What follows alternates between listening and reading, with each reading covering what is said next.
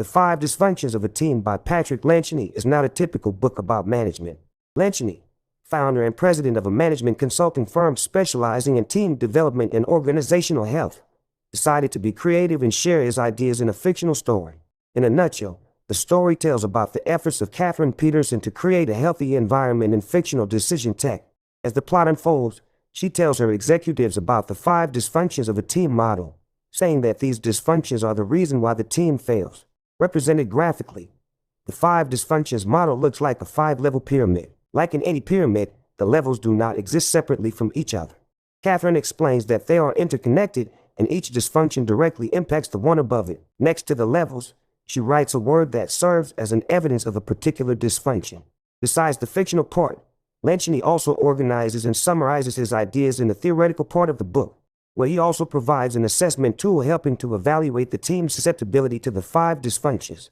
As we will see in this The 5 Dysfunctions of a Team book summary, Lencioni structurally describes the model, giving characteristics of dysfunctions one by one, providing suggestions for overcoming them, highlighting the role of leaders in each case, and explaining how exactly the levels correlate. Dysfunction 1, absence of trust. Trust is the foundation of real teamwork, and so the first dysfunction is a failure on the part of team members to understand and open up to one another. And if that sounds touchy-feely, let me explain, because there is nothing soft about it. It is an absolutely critical part of building a team. In fact, it's probably the most critical. According to Lencioni, trust is the most fundamental principle of team cohesiveness, without which a team falls like a house of cards. Despite the traditional definition of trust as the ability to predict how a particular person would act, Lencioni puts different meaning into this concept, making it more human-oriented. For him, trust is a state when people are confident that those surrounding them wish well and, figuratively speaking, do not hold a knife behind their backs. Trust allows people to be sincere and let go of fears of getting judged. Logically, if there is no trust, the team will not feel comfortable being vulnerable with each other, the evidence of the first dysfunction. The ambience of trust makes it possible for people to focus on their actual work instead of dispersing their energy on trying to make the right impression. Feeling comfortable with their colleagues, people won't hide their vulnerabilities like skill deficiencies and requests. There won't be any necessity to feel ashamed. Unfortunately, says the author, this approach is not accepted in contemporary companies. On the contrary, people tend to get competitive and defensive, so it will take time for them to change it. Suggestions for overcoming. Naturally, trust cannot be developed overnight. However, there are some tools that can help it thrive. When consistently applied, they can have a long-lasting effect. Here are some of the techniques the author speaks about. Personal histories exercise. This is a very simple exercise. During a meeting, people ask each other questions about their family, education, and so on. The questions do not need to be oversensitive. The main goal is to get to know your colleagues better because it often appears that we know nothing about people we see every day at the office. Team effectiveness exercise. This exercise requires team members to pick one area in which their colleagues do the best and one where they do the worst. It can sound like walking on thin ice, but in fact, it helps discover constructive decisions as well as motivate people to continue doing what they do well. Personality and behavioral preference profile. All people are different, and it doesn't mean someone is worse and someone is better. Recognizing the uniqueness of every person, we can develop empathy and improve relationships. It makes sense to spend time and identify psychological types of those who work together on a daily basis, so they tolerate quirks and forgive excessive emotionality or other psychological nuances of each other. The role of the leader. To develop trust, the leader must start with themselves, becoming the role model, says Lencioni. If they demonstrate their own weaknesses and failures, and don't allow team members to harshly criticize each other, the seeds of trust they sow will grow fast. Connection to dysfunction 2. The correlation between the first and second dysfunction is obvious. Only when people trust each other will they engage in a productive conflict, as they won't be afraid that the conflict will lead to irreparably burned bridges. Dysfunction 2. Fear of conflict. Harmony itself is good, I suppose, if it comes as a result of working through issues constantly and cycling through conflict. But if it comes only as a result of people holding back their opinions and honest concerns, then it's a bad thing. It may sound paradoxical, but for a relationship to grow, there must be conflicts. We are all used to the thought that conflicts are a destructive force that negatively influences all involved. However, this is not necessarily so, says Lencioni. First of all, there is a difference between interpersonal and ideological conflict. Interpersonal conflicts are really dangerous as they are directed at personality, which often means aggression. Unlike it, Ideological conflicts are about ideas, and they can be the fire in which brilliant solutions are born. The problem is, these both types share the same features. They can both be emotionally loaded and full of frustration, so it's quite easy to mistake one for another. The lack of conflict leads to artificial harmony, says the author, and adds that the irony of the situation is that while avoiding conflicts, we only let the tension boil up, which eventually may result in a huge scandal. This is why it is more reasonable to have debates and let everyone express their thoughts and disagreements. This will prevent people from holding grudges and transforming professional frustrations into personal attacks. Suggestions for overcoming. The most important thing to overcome a conflict, says Lencioni, is to realize that it can actually be productive. Besides that, there are other methods that can be helpful. Mining. Team members who usually use the tactics of avoiding conflict should assume a role of a miner and extract the problems covered under silent disagreements. This is not easy as it requires courage to point out sensitive issues, yet it is very effective. Real-time permission.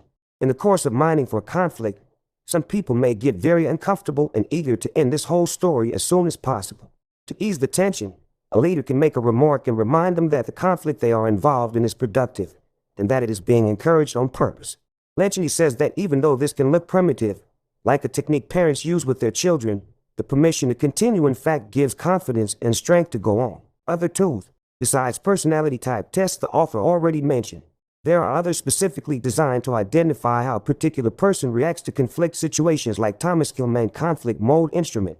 Knowing your natural inclinations, you can adjust them to situations and choose the most appropriate approach. The role of the leader. Very often leaders try to do everything possible to soften the conflict in order to protect their people. Though it can feel like losing control, it's very important for a leader to step back, let the conflict flow, and let people develop their conflict management skills. Connection to dysfunction 3. Unless people feel that their opinion has been heard and taken into account, they will never truly commit. And to hear everybody's views, there must be debates and conflict. Sometimes, dysfunction 3. Lack of commitment. Consensus is horrible. I mean, if everyone really agrees on something and consensus comes about quickly and naturally, well, that's terrific. But that isn't how it usually works. And so consensus becomes an attempt to please everyone. Commitment on a team arises when all members agree with the decisions made. If they don't, they won't really commit, because they will probably start doing things in their own way. This will create ambiguity, which is the best evidence of this dysfunction, according to Lencioni. Lencioni talks about two aspects of a good decision: clarity and buy-in. To accept a decision and not just pretend that you agree, you need to feel that it is pretty clear and that you don't have any doubts about it. This happens through debates, when everyone gets a chance to contribute to the discussion. Even if your own suggestion doesn't appear to be final, you still support the one taken by the group. Lencioni continues that two biggest obstacles to commitment are consensus and the need for certainty. As for consensus, instead of trying to find a decision that would please everyone, which is impossible, it is enough to make people feel that their ideas have been considered. And concerning certainty, we should remember that it can be an elusive thing. Even though the decision you make doesn't look good, you can always change it later, and that will be much better than no decision at all. According to the author, this dysfunction, lack of commitment, is especially troublesome for the employees who report to the executive team.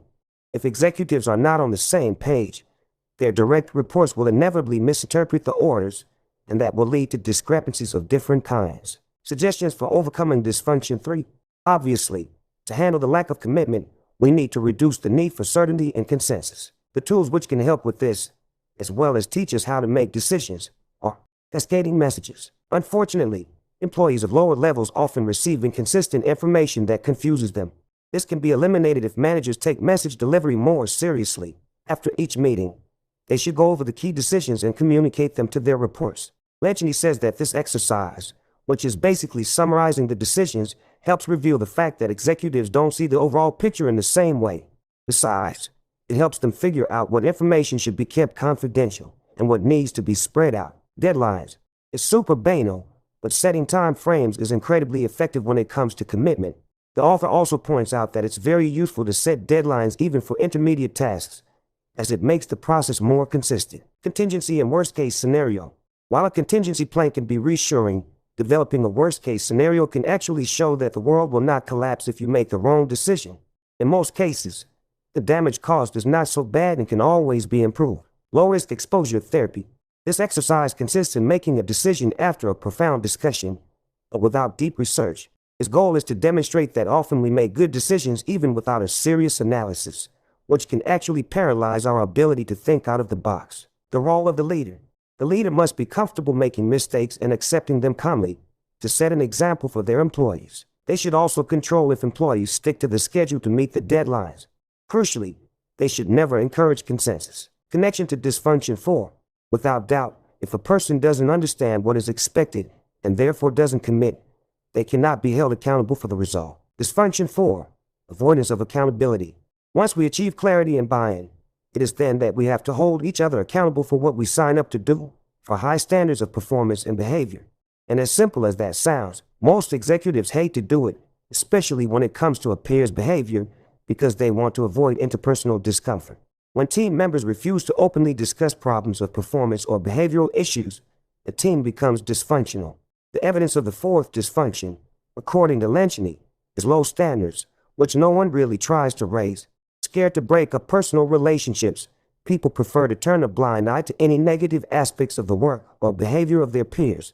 However, acting like this, they only reach the opposite effect, provoking more dissatisfaction, which eventually deteriorates relationships instead of saving them. Bringing issues to the surface, says Lencioni, shows respect and a belief that a person is capable of meeting higher standards. Peer pressure protects from bureaucracy performance evaluations on managers' part and, what's even more important, appeals to the sense of responsibility. Hearing negative feedback from someone you respect and are friendly with makes you feel like you are letting them down. This is why it is a valuable instrument. Suggestions for overcoming dysfunction 4. The fourth dysfunction can be reduced using the next techniques. Publications of goals and standards.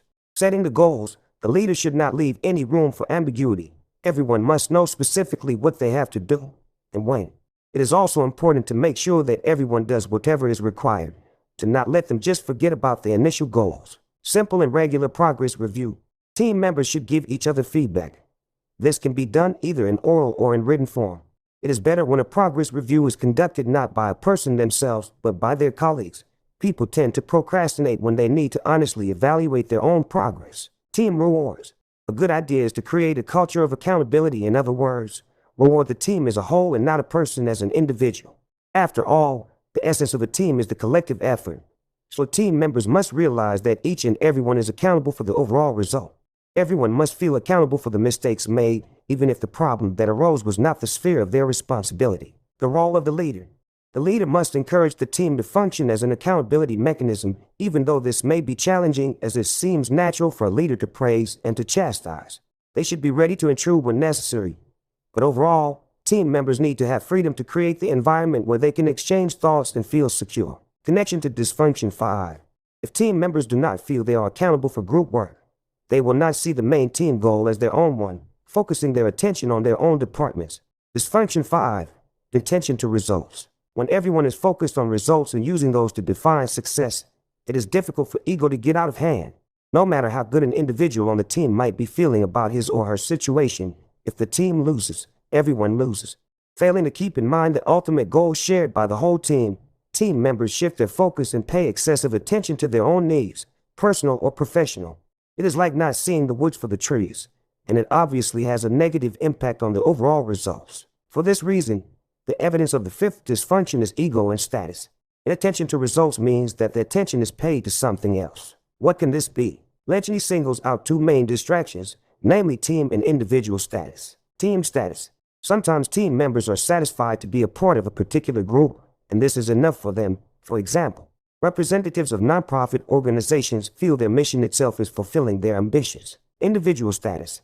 Staying self-centered and caring more about your own career prospects than about the well-being of a group, people sacrifice overall results. Lencioni says that, unfortunately, teams are rarely results-oriented, and no matter how much trust, conflict, commitment, and accountability they put in, it all proves useless without an actual result. Speaking about results, Lencioni notes that he doesn't mean financial profit only. This also includes the goals on the way to achieving the final result, which is financial. Since these goals set the direction. Suggestions for overcoming dysfunction 5. To get focused on results, Lencioni suggests two main ways. Public declaration of results. Public proclamations about future success can be dangerous in some scenarios. In sports, for instance, this can cause excessive pressure on players, but when it comes to business, boldly stating the intent to succeed can motivate people to work more passionately. Beware the phrase "we'll do our best" as it subconsciously prepares you for failure, says Lencioni. Result-based rewards. Financial rewards should not be the main trigger to work hard. However, they are useful if tied to a specific result. The role of the leader. Lencioni underlines the fact that leaders must permanently emphasize the importance of results, and what's more, fairly reward and recognize those team members who really deserve it. A fractured team is just like a broken arm or leg. Fixing it is always painful, and sometimes you have to re-break it to make it heal correctly. And the re-break hurts a lot more than the initial break because you have to do it on purpose. Healing an unhealthy team is a long process because you have to start building a team all over again. But it would be fair to say that any team starts off in a state of dysfunction, since any team consists of people and people are imperfect. And as we have seen from this The Five Dysfunctions of a Team by Patrick Lencioni's summary, it can be incredibly hard to overcome difficulties caused by human behavior. But trying to do so on a daily basis can make miracles. After all, practice makes perfect. This concludes this summary. Thank you for listening.